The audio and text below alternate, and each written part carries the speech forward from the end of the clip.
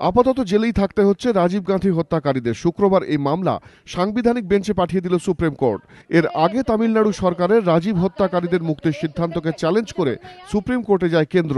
শুক্রবার সুপ্রিম কোর্টের প্রধান বিচারপতি পি সদাশিবমের নেতৃত্বাধীন বেঞ্চে মামলার শুনানি হয়। সুপ্রিম কোর্ট জানায়, রাজীব হত্যাকারীদের মৃত্যুদণ্ড মকুব হয়ে যাবজ্জীবন সাজা হওয়ার পর রাজ্য সরকার তাদের মুক্তি দিতে পারে কিনা তা বিবেচনা করবে 5 বিচারপতির সাংবিধানিক বেঞ্চ।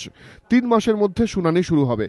এ ধরনের অপরাধীদের কেন্দ্র বা রাজ্য সরকার মুক্তি দিতে পারে কিনা সাংবিধানিক বেঞ্চ তা খতিয়ে দেখবে। 18 ফেব্রুয়ারি রাজীব গান্ধী হত্যা মামলায় 3 অপরাধীর ফাঁসির সাজা মকুব করে যাবজ্জীবন কারাদণ্ডের নির্দেশ দেয় সুপ্রিম কোর্ট। এরপর ওই 3 জন সহ 7 অপরাধীর মুক্তির সিদ্ধান্ত নেয় তামিলনাড়ুর জয়ললিতা সরকার। সিদ্ধান্তকে চ্যালেঞ্জ করে সুপ্রিম কোর্টে যায় কেন্দ্র। মুক্তির সিদ্ধান্তে স্থগিতাদেশের নির্দেশ দেয় সুপ্রিম কোর্ট। সেই মামলাই শুক্রবার সাংবিধানিক বেঞ্চে পাঠালো সর্বোচ্চ আদালত। ফলে আপাতত জেলেই থাকতে হবে 7 অপরাধীকে।